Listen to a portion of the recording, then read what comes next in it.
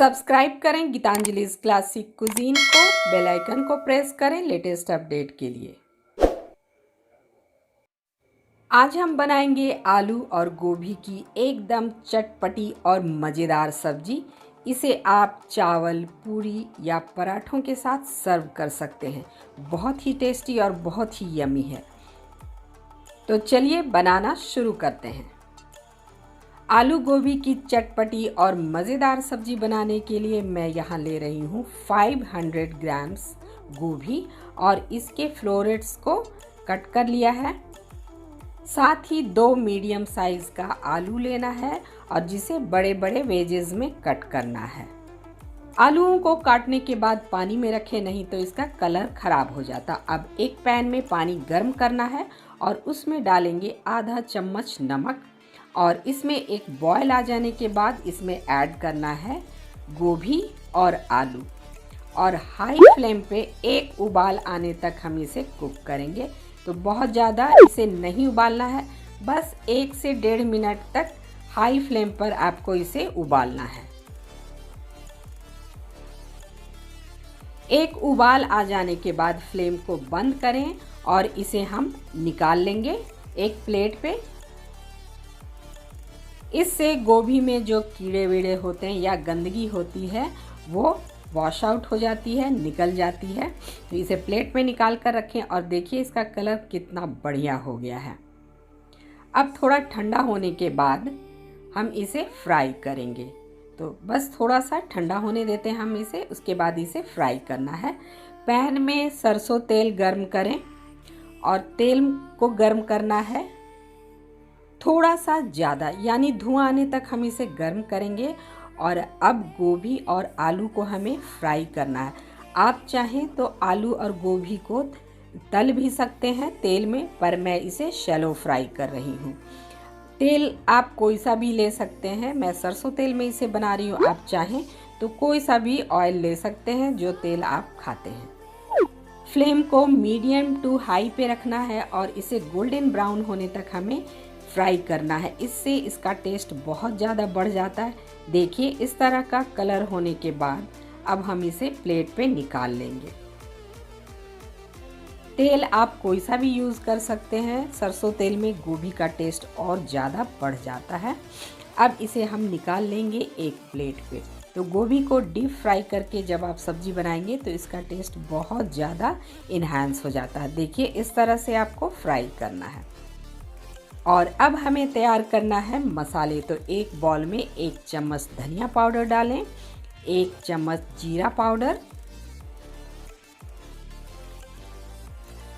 आधा चम्मच काली मिर्च पाउडर, साथ ही आधा चम्मच हल्दी पाउडर और 1 चम्मच भर के कश्मीरी लाल मिर्च पाउडर। थोड़ा सा पानी डालें और इसे मिक्स करें और एक पेस्ट जैसा हमें बनाकर तैयार करना है। तो मसालों को इस तरह से तैयार करने से जब हम मसाले डालते हैं ऑयल में तो वो जलते नहीं हैं। तो इसलिए मैंने ये पहले से तैयार करके रखा है। और अब हम उसी पैन का इस्तेमाल करेंगे। तेल को गर्म करें और आधा चम्मच जीरा डालें। जीरा के चटकने के बाद हम इसमें डालेंगे अदरक, लहसुन और हरी मिर्च का पेस्ट।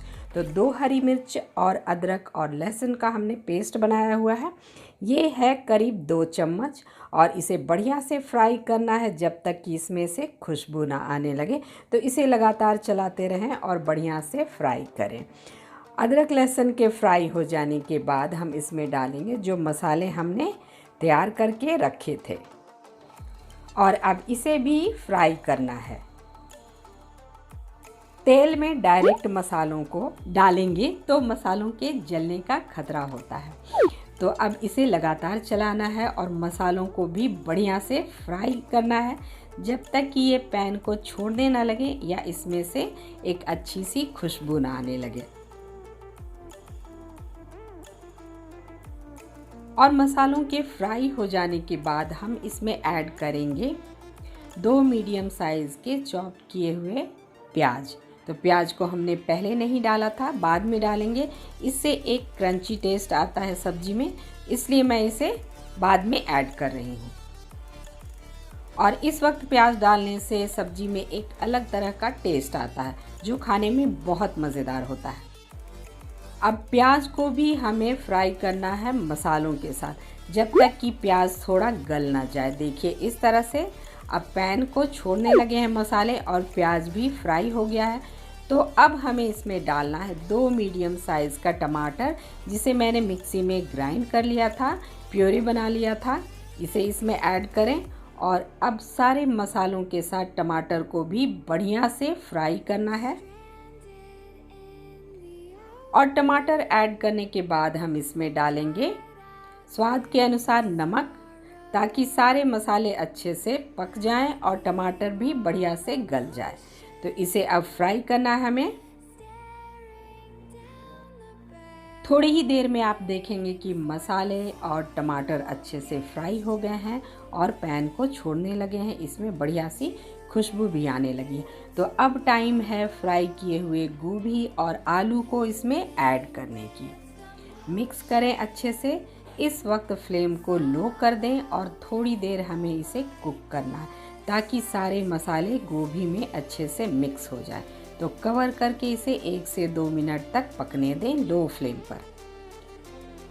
2 मिनट के बाद हम चेक करके देख लेंगे। तो देखिए मसाले अच्छे से कंबाइंड हो गए हैं, गोभी के साथ मिक्स हो गए हैं।